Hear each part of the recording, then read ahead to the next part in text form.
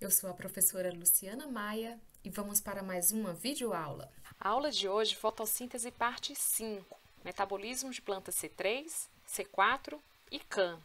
Os objetivos da aula de hoje serão comparar os metabolismos fotossintéticos de plantas C3, C4 e CAM, compreender as diferenças anatômicas, bioquímicas e fisiológicas dessas plantas e compreender como fatores ambientais podem influenciar a fotossíntese.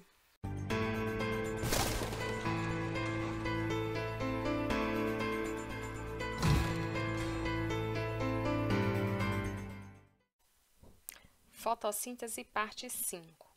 Nas aulas anteriores, nós já vimos que a enzima rubisco, ela tem duas atividades. Ela pode utilizar ribulose 1,5-bifosfato, forma o enediol, e a partir desse composto ela pode ter como substrato o oxigênio ou o CO2. Então, ela tem a atividade carboxilase ou oxigenase. Quando ela parte para a atividade oxigenase, ela vai formar dois compostos, o 2-fosfoglicolato e o 3-fosfoglicerato. O 3-fosfoglicerato, ele continua a etapa fotossintética. E o 2-fosfoglicolato, ele vai seguir uma outra via, que é a via da fotorrespiração. Quando a rubisco utiliza o CO2 para fixação, para carboxilação, ela vai produzir duas moléculas de 3-fosfoglicerato que vão para a fotossíntese. Então, a partir de agora, a gente vai se preocupar com esse 2-fosfoglicolato. Duas moléculas de 2-fosfoglicolato vão passar pela ação da 2-fosfoglicolato fosfatase e vai formar o glicolato. O glicolato ele vai sair do cloroplasto, portanto, a via de fotorrespiração envolve compartimentos celulares diferenciados. Então, esse glicolato ele vai passar para a organela peroxissomo.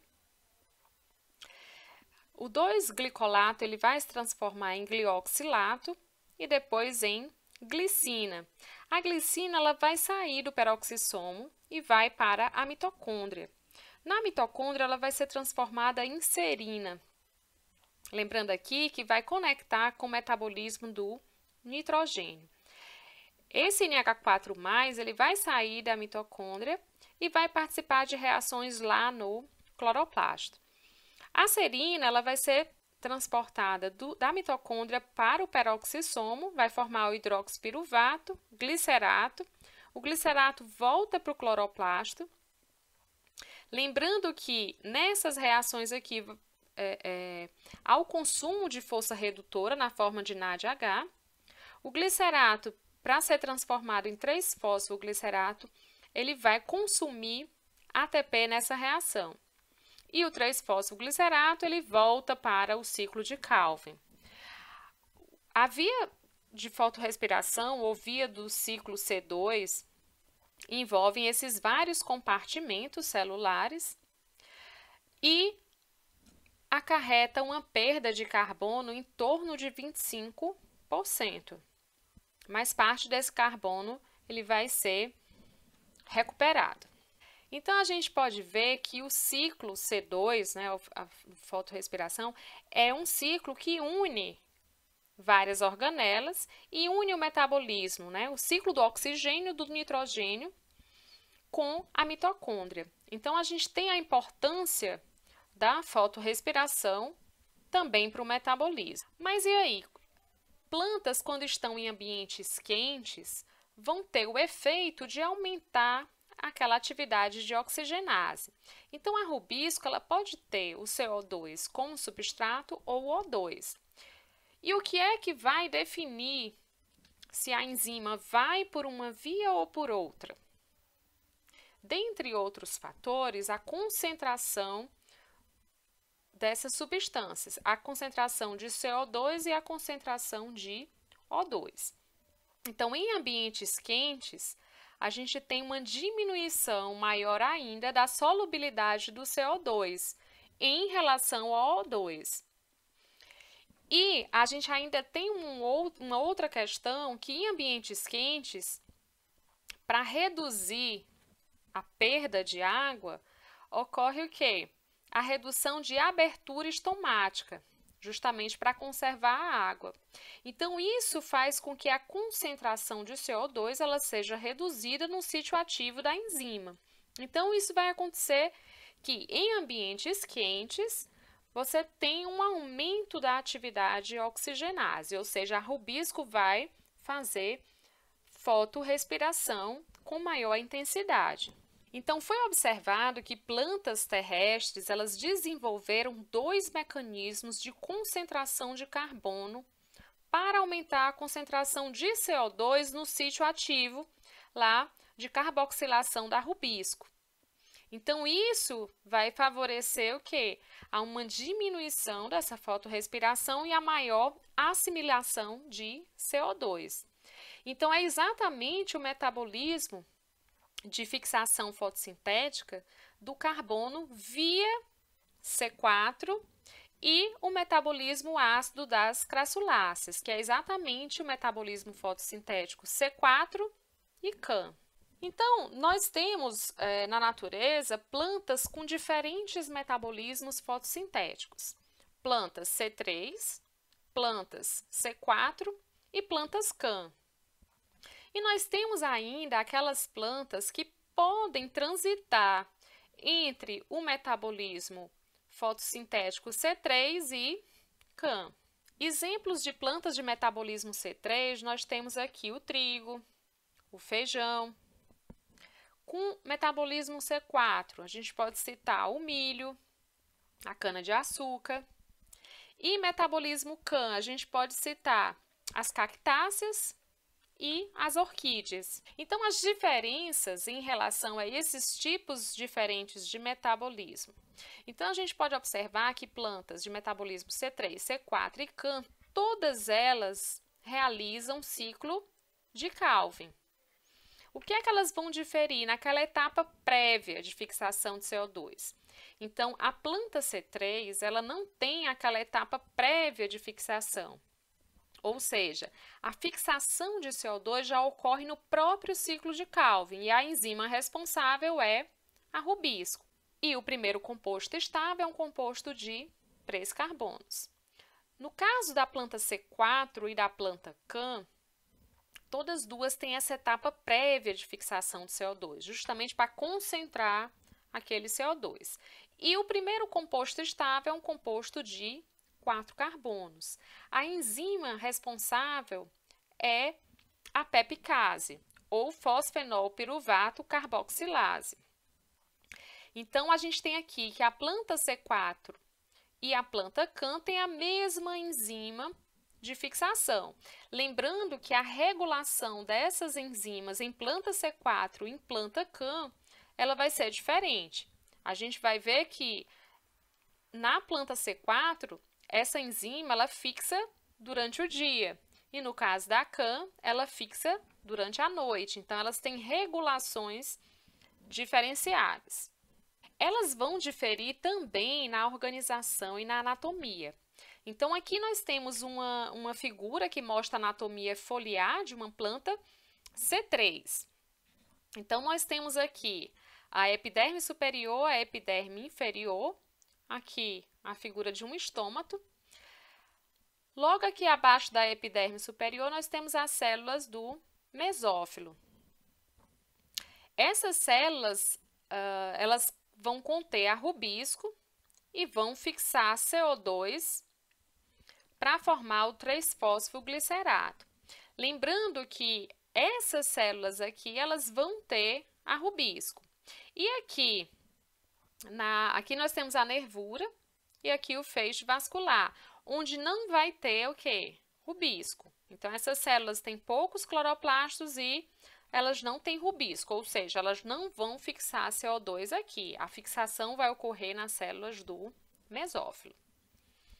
E no caso das plantas C4, elas vão ter aquela capacidade de concentrar CO2. Então, a gente pode observar aqui a atmosfera externa, a região externa, uma barreira de difusão, a região interna e conexões vasculares. Então, nós temos aqui o CO2, ele passa por toda essa barreira aqui, de membrana e parede celular. Ele se transforma no íon bicarbonato, que vai ser assimilado pela pepicase e vai formar um composto de 4 carbonos. Normalmente, esse ácido orgânico é o malato. Então, o malato, ele vai passar de uma região externa para uma região mais interna, vai sofrer a ação da enzima málica, vai formar um ácido carbônico, um ácido orgânico de 3 carbonos, piruvato, e vai liberar o CO2 para o ciclo de Calvin, Calvin-Benson. Então, a gente vai ter o quê? Uma forma de concentrar o CO2 na região onde ocorre o ciclo de Calvin. E, próximo aqui à conexão vascular, os metabólitos formados no ciclo, eles podem ser exportados. Esse piruvato, esse composto de 3 carbonos, ele pode retornar e ser utilizado, ser transformado de novo em fosfenol piruvato para novamente ser utilizado para a formação do malato a partir do CO2 que entrou e foi dissolvido aqui como bicarbonato.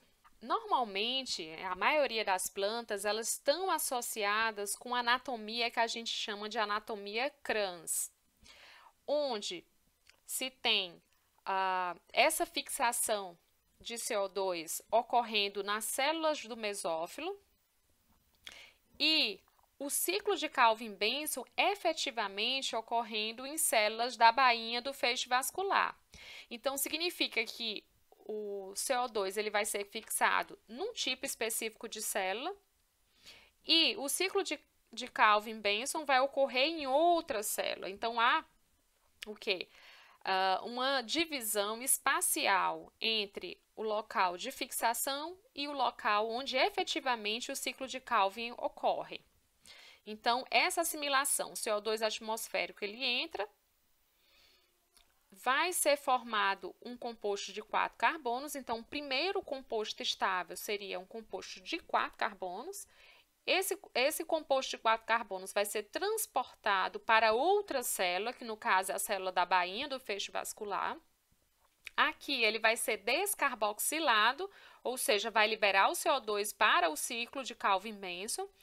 E o composto de 3 carbono ele retorna lá para a célula do mesófilo. Então, a maior parte das plantas de metabolismo C4 tem essa anatomia. Mas foram descobertas plantas com metabolismo C4, no qual tudo isso se passa numa célula única. Isso pode acontecer, por exemplo, em diatomáceas, em algas unicelulares, ou mesmo em plantas, mas a gente vai ter mesmo todo o ciclo acontecendo numa única célula, a gente vai ver uma divisão espacial dentro dessa célula. Então, quando você tem o ciclo C4 ocorrendo numa célula única, você vai ter, numa determinada região mais externa, a formação do composto de 4 carbonos, você vai ter uma região de gradiente de difusão e, no lado mais interno, você vai ter essa descarboxilação para efetivamente ocorrer o ciclo. E aí, o produto gerado vai ser transportado por os tecidos vasculares, né, no caso de organismos pluricelulares. Então, vamos ver aqui a anatomia Kranz. Então, aquilo que eu falei, aqui nós temos um tecido foliar, onde nós observamos células do mesófilo aqui, as células da bainha do feixe vascular e aqui no meio o feixe vascular. Então, exatamente a fixação ocorre num tipo de célula e o ciclo de Calvin em outro tipo de célula. E aqui quando esse ciclo C4 ocorre numa célula única.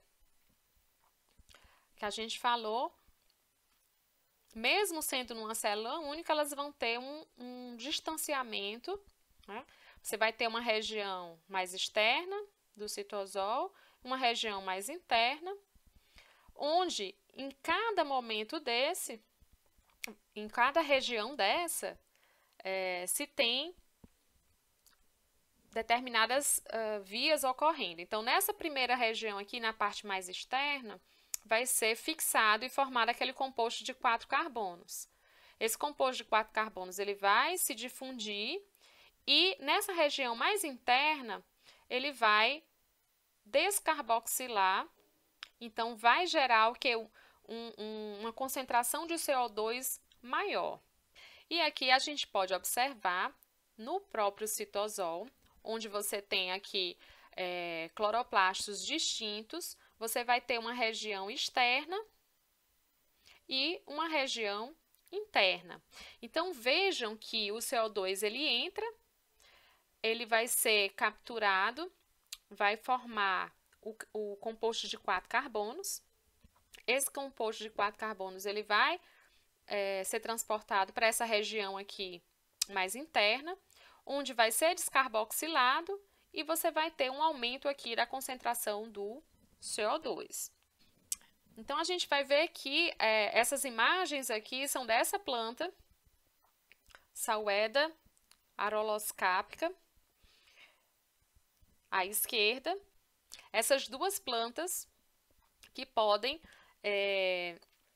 apresentar esse metabolismo C4, que não envolve células diferentes. É na mesma célula, mas você tem uma separação espacial. E aqui algumas enzimas que participam desse processo de descarboxilação. Se o ácido orgânico for o malato ou o aspartato. Então, a gente tem aqui a presença de enzimas málicas diferenciadas. E no caso das plantas com metabolismo CAM? Então, a gente vai ter uma diferença não mais espacial, mas sim uma diferença temporal. Então, as plantas de metabolismo CAM são plantas adaptadas a ambientes com escassez de água e altas temperaturas. Então, para que essa planta consiga sobreviver nesse ambiente, o que é que acontece? Elas, durante o dia, elas mantêm os estômatos fechados. E aí, elas abrem esses estômatos à noite, ou seja, no escuro. Então, a fixação do CO2 ele vai ocorrer nesse período noturno, né, de escuro. Então, ela abre os estômatos, o CO2 atmosférico ele entra, transforma aqui no íon bicarbonato, vai ser assimilado pela pepicase, vai formar o oxalacetato, que pela ação da malato desidrogenase forma malato, que vai ser estocado lá no vacúolo. Então, a gente já falou que o ciclo de Calvin, ele tem uma regulação e várias enzimas, elas são reguladas pela luz. Então, o ciclo de Calvin, ele só ocorre de dia. Então, o que é que vai acontecer de dia? De dia, os estômatos estarão fechados. O CO2 atmosférico, ele não vai entrar. Mas isso também impede que a planta perca a água por transpiração. Então, o que é que vai acontecer de dia? De dia, aquele ácido málico que está lá dentro do vacúolo, ele vai sair como malato. O malato, ele vai sofrer a ação da enzima málica. Ele vai ser descarboxilado, gerando um composto de 3 carbonos mais o CO2. Esse CO2 ele vai entrar no ciclo de Calvin-Benson, onde ele vai ser metabolizado e parte dele vai ser utilizado para a formação de moléculas como o amido. Então, aqui a gente vai ter uma diferenciação temporal. Embora muitas espécies de plantas suculentas ornamentais na família Crassulácea, como por exemplo a Kalanchoe, sejam plantas CAN obrigatórias e que exibem um ritmo circadiano, outras mostram fotossíntese C3 e CAN simultaneamente em folhas distintas. E uma planta bem interessante, que é essa Mesembryanthemum cristalino, elas estão entre as plantas que utilizam o metabolismo CAN, quando a água é escassa, mas fazem aquela transição gradual para C3 quando a água se torna abundante. E aí a gente vai ver que outras condições ambientais também, como a salinidade, a temperatura e a luz, elas também podem contribuir para essa indução de metabolismo CAN.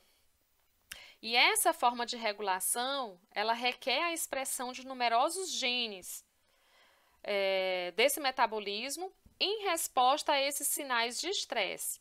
Então, essa planta aqui, ela é bastante estudada em relação a esse metabolismo, essa transição de metabolismo fotossintético.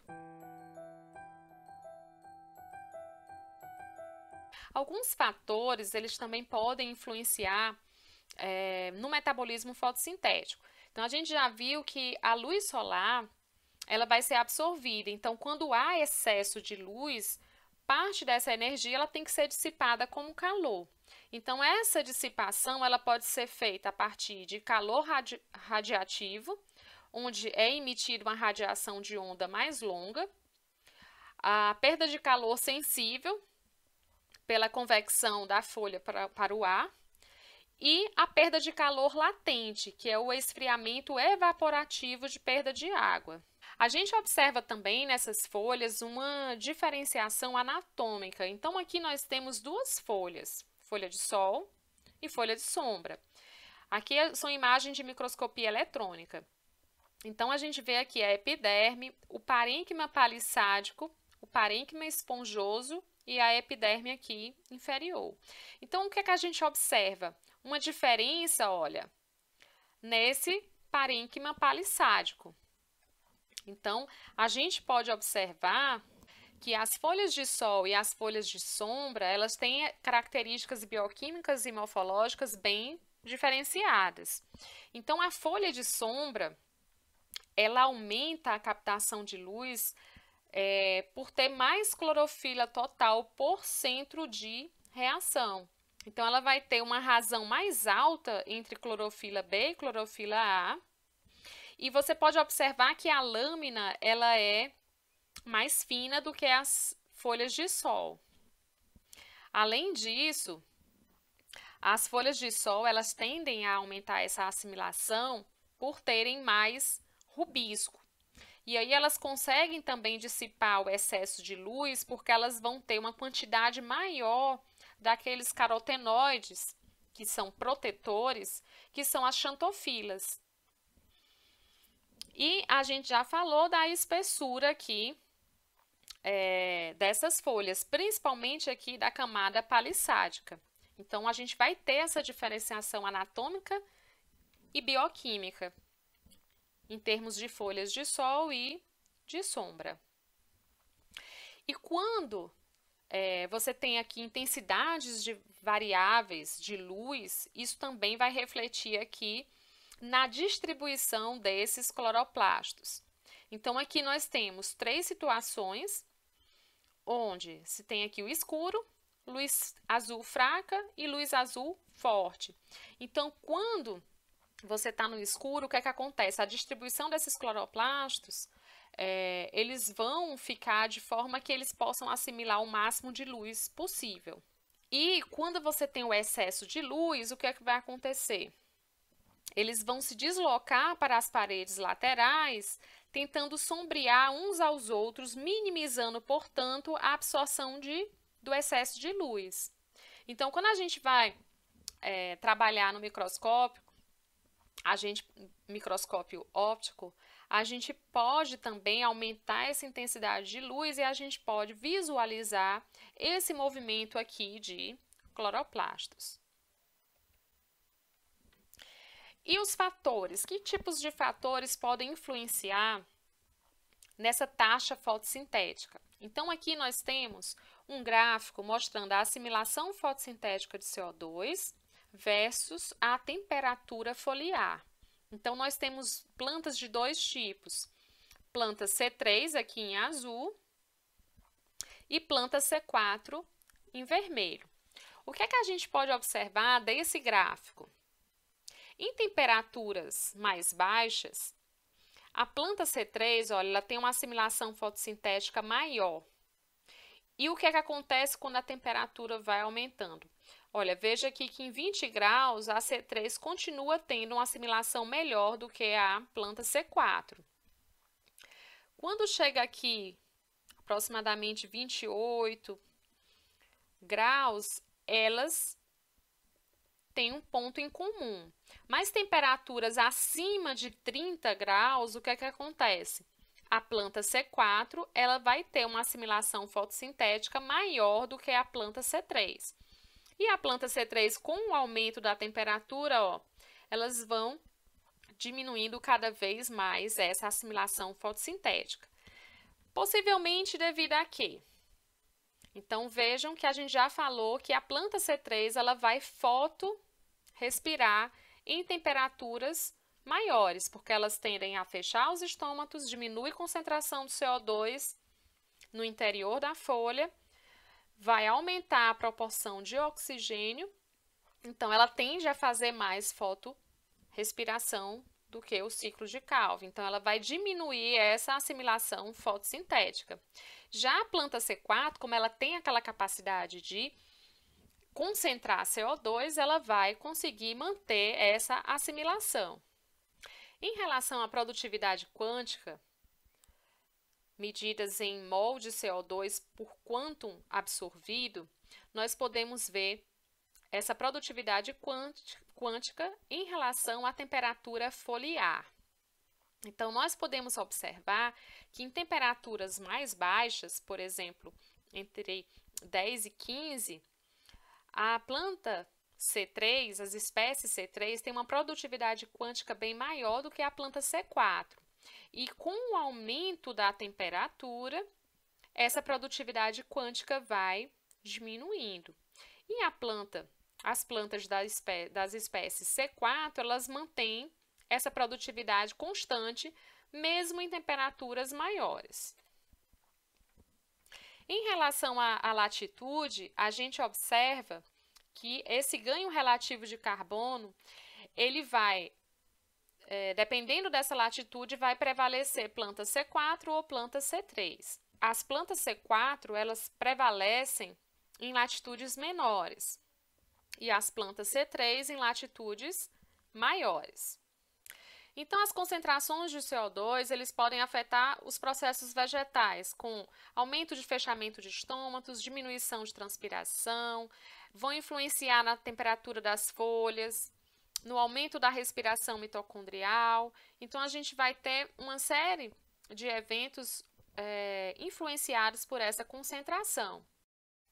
Então, como essa concentração de CO2 intercelular, ela pode influenciar a assimilação líquida de CO2 por plantas C3 e C4. Então, a gente vai ver aqui que esses níveis eles vão começar diferenciados, porque a gente tem aqui o ponto de compensação em relação a plantas de metabolismo C3 ou C4. Então, a gente pode observar que concentrações muito altas de CO2 prevalece o que é a assimilação de plantas C3 em relação a plantas C4. E dependendo dessa concentração, você pode ter um melhor desempenho das espécies C4. Mas em concentrações elevadas de CO2, a gente tem a prevalência aqui da C3. Dependendo da temperatura. Então, as plantas C3, elas são favorecidas por temperaturas menores e concentração de CO2 maiores, e as plantas C4, elas são favorecidas por concentrações de CO2 menores e temperaturas maiores. E quando a gente fala do processo como um todo, como é que vai ocorrer a mobilização do carbono em plantas? Então, seja de dia ou seja à noite. Então, a gente sabe que o ciclo de Calvin ele ocorre de dia, independente do tipo de planta, C3, C4 ou CAN. Então, nessas plantas, né, de dia, o ciclo vai ocorrer e as trioses fosfatos, elas podem ser retiradas para formar as hexoses.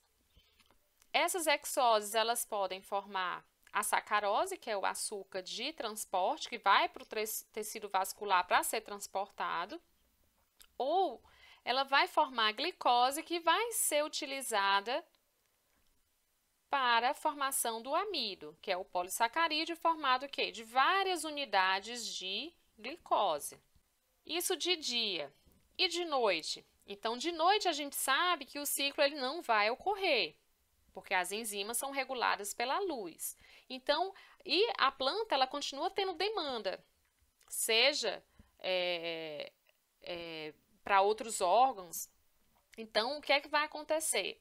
Ela vai necessitar de glicose, de sacarose, de hexoses, de uma forma geral. Então, essas hexoses que vão ser utilizadas para a formação de sacarose, por exemplo, elas vão ter que vir o que? A degradação do amido. Então, a gente vai observar que os níveis de amido, eles vão estar mais altos de dia e vão diminuir à noite, porque à noite eles vão ser degradados para gerar a glicose, que vai ser utilizada para a formação de sacarose. E aqui, para concluir, eu vou mostrar aqui algumas imagens relacionadas com todo esse tema de fotossíntese. Então, nós temos aqui folhas verdes. Então, lembrando que o pigmento fotossintético principal aqui é a clorofila. Ela tem essa cor verde porque é justamente o pigmento que ela reflete. Aqui nós temos uma alga verde unicelular, com a capacidade de fazer fotossíntese, que é a clorela. Cana-de-açúcar, uma planta C4. O milho, que também é uma planta C4, importante para a alimentação humana. Uma planta de metabolismo, o CAN. E aqui, algas no oceano. Então, acredita-se que a maior parte da fotossíntese do planeta se passa nos oceanos. E com essa imagem, eu termino esse tema fotossíntese.